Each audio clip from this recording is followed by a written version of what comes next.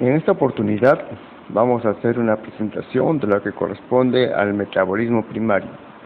En realidad, asumiendo que en este caso particular, porque esto se aplica para todos los seres vivos, pero en el caso particular de las plantas, que las plantas estén viviendo en un ambiente que no le cause ninguna situación de estrés. En ese caso, es más evidente el metabolismo primario, por cuanto se orienta a los siguientes procesos. Por un lado, al crecimiento de la planta y por otro lado, a la reproducción de la planta, ¿no? Entonces, el metabolismo primario va a comprender la generación, el uso y el reciclaje de compuestos como son los aminoácidos, los glúcidos, ácidos orgánicos y compuestos fosfatados. Sin embargo, en situaciones que alteran esa homeostasis, va a presentarse condiciones de estrés. Y ya sabemos que el estrés es un desequilibrio, una discordancia entre la demanda ambiental y la oferta del organismo.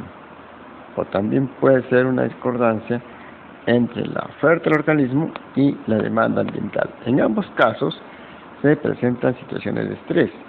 Y ahí se manifiestan, para el caso particular de las plantas, puede ser un estrés biótico, originado por organismos vivos, incluyendo virus, o un estrés abiótico, originado por factores ambientales. Eso va a conllevar a otro tipo de metabolismo, que será el metabolismo secundario. Sin embargo, en esta oportunidad vamos a hablar solamente del metabolismo primario.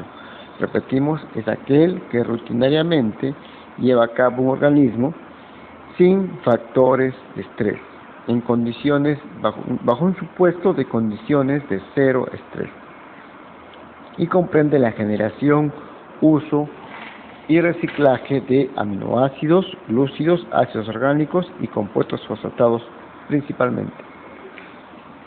Acá tenemos nosotros que en el caso particular de las plantas, sabemos que las plantas pueden ser C3 o pueden ser C4, aunque también es claro el metabolismo ácido de las crasuláceas. Sin embargo, en cualquiera de estos tres casos, a las finales, siempre va a participar la enzima, la rigurosa bifosfato carboxilasa oxigenasa, es decir, la enzima Rubisco, para la fijación del CO2 atmosférico. Y en este caso, resultado de la fijación del CO2, tenemos acá la primera triosa que se ha formado, que es el gliceraldehído 3-fosfato.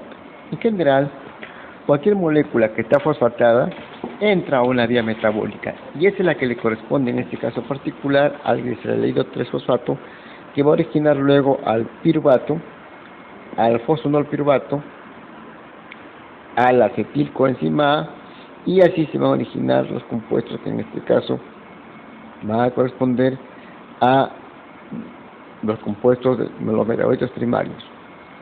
Acá estamos colocando otros, que no lo voy a colocar, no lo voy a escribir en este momento, que corresponden a metabolitos secundarios, pero eso será en otra presentación. Entonces, acá tenemos nosotros un mapa simplificado del metabolismo primario y también del metabolismo secundario, pero haremos énfasis, repetimos, en el metabolismo secundario, donde acá hay que señalar los compuestos básicos. Por ejemplo, acá tenemos nosotros que el principal compuesto de reserva en los vegetales es el almidón, ¿no? Se degrada a maltosa, ¿no? La glucosa también puede pasar a maltosa. La glucosa va a seguir varias vías metabólicas, puede resultar de la degradación de la sacarosa, ¿no? La estaquiosa puede conllevar a la rafinosa conlleva a la galactosa, la rafinosa se interconvierte en sacarosa, ¿no?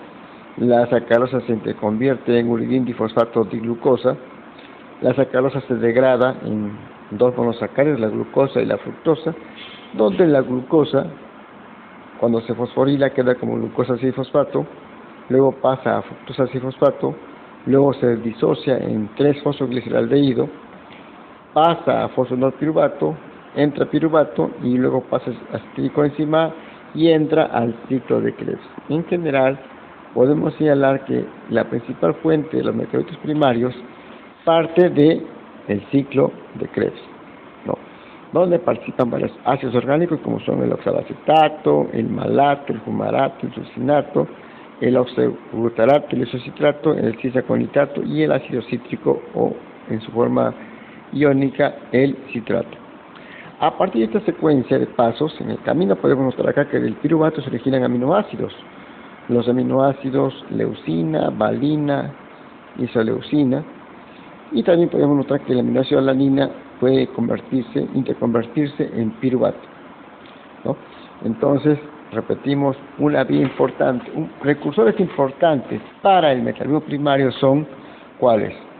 La glucosa 6-fosfato, la fructosa 6-fosfato, el 3-fosfogliceraldehído, ¿no? Y el fosfenolpiruvato, y por último el piruvato, que entra como coenzima A, como acetilcoenzima A al ciclo de Krebs. Acá tenemos nosotros entonces lo que mencionábamos, que de los glúcidos,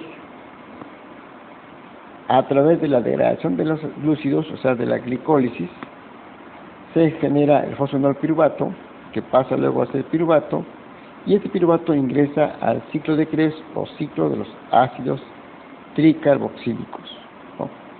Y esta vía es la vía del metabolismo primario. La que está hacia la derecha de esta vía, que no la voy a mencionar en este momento, es la vía del metabolismo secundario. ¿Cuál es la diferencia básica entre el metabolismo primario y el metabolismo secundario? La diferencia básica es que el metabolismo primario es aquel que se realiza rutinariamente y siempre en todo ser vivo, mientras que el metabolismo secundario se origina como una desviación del metabolismo primario y bajo ciertas circunstancias, por ejemplo, bajo circunstancias de estrés. Acá tenemos nosotros en el recuadro amarillo, está todo lo que corresponde al metabolismo primario, y el resto de áreas coloreadas corresponde al metabolismo secundario. Podemos notar entonces que en el cuadro amarillo que corresponde al metabolismo primario, tenemos que por el ciclo de Calvin, ¿no?, en las plantas C3, ¿no?, se tiene que la glúcido eritrosa 4-fosfato, que pasa luego a formar compuestos secundarios por la vía del ácido químico. Sin embargo, también tenemos que en la vía del ciclo de Calvin se está fijando el CO2 a través de la enzima rubisco y va a contribuir a la síntesis del midón, ¿no?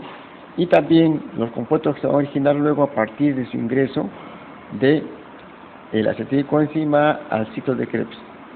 Es a partir de este ciclo de Krebs que se van a originar, por ejemplo, compuestos como ácidos orgánicos, aminoácidos alifáticos, aminoácidos aromáticos y también, lógicamente, claro, por qué no decirlo, el ATP, ¿no? Y también se va a originar luego por la vía del almidón que tenemos en la degradación con relación a acetilcoenzima, también se van a originar ácidos orgánicos, ácidos grasos. Entonces, estas son, lo que tenga amarillo es el metabolismo primario.